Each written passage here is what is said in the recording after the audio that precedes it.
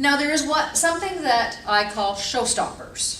And these showstoppers, in the book I call them enablers. Because all of these women that I interviewed, who gave me the 3 answers, the top 3, none of them were willing to stop just there. They actually came up with 4 additional elements that had to be in place in order for their careers to be successful. 2 of those I call enablers. And if you don't have them, if you're not working towards them, they are absolute showstoppers when it comes to your career progression. The first one is, you have absolutely got to be a great performer. There is no organization, there is no association, there is no company, there are no people inside any of those places that are going to fight for and advocate you if you are not a top performer. Nobody wants to hitch their wagon to a falling star. If you're not a great performer, people are not going to do things for you.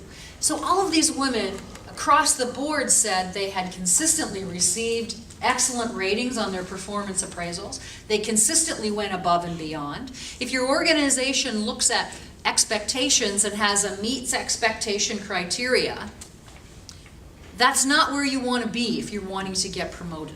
You need to be at the exceeds or greatly exceeds or whatever your organization categorizes the above and beyond.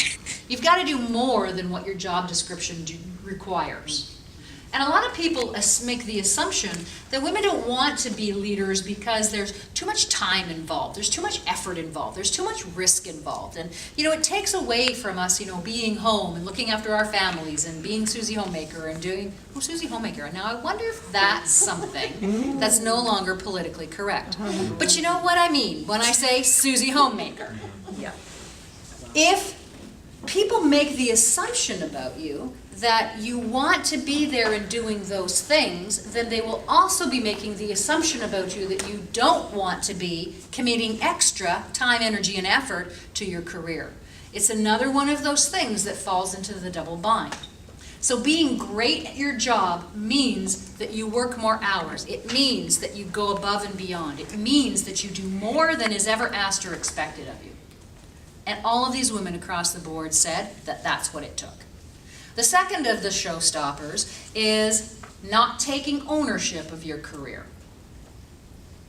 In every single one of these cases, they said that they absolutely owned their career progression and their career path. They decided where it was that they wanted to go. They went to human resources. They went to their bosses. They made it known that that was what they wanted. They didn't sit down and just, head down, work really hard, and expect somebody to notice, which quite frankly is, I'm sorry ladies, but that's what we oftentimes do. We work really, really hard and then we expect to be recognized and rewarded because, my goodness, somebody's going to have to notice sooner or later how amazing we are.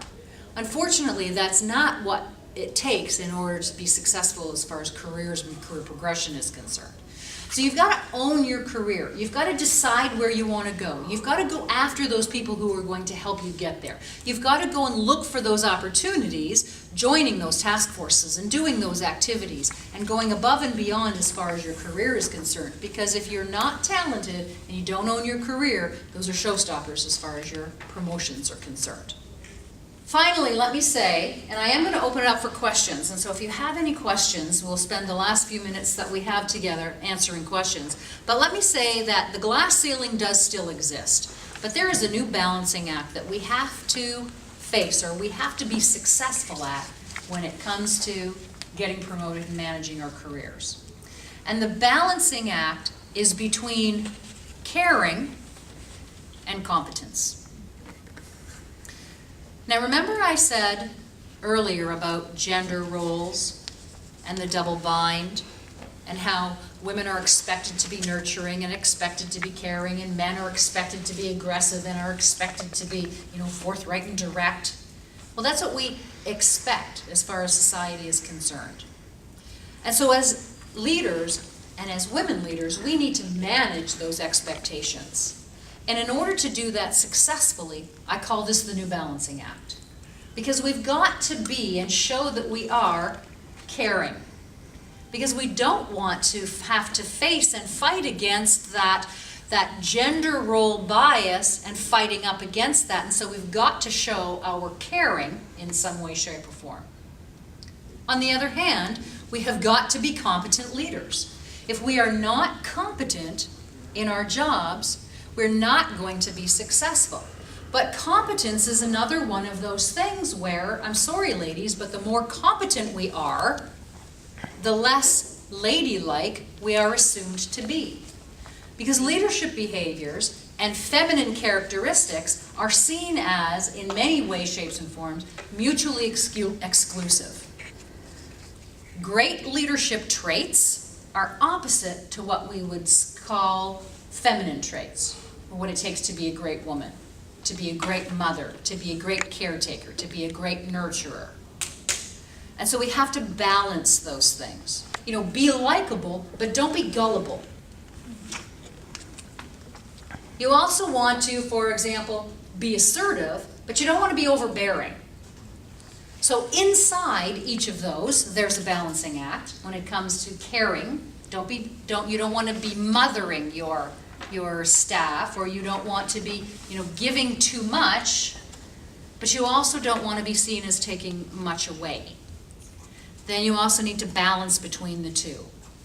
So the difference between that, the new balancing act, and what we would typically think of is the old definition of glass ceiling, all those things still exist. And we still have to work around them, and we still have to work through them, and we still have to navigate those obstacles and through that maze if we want to have successful leadership careers.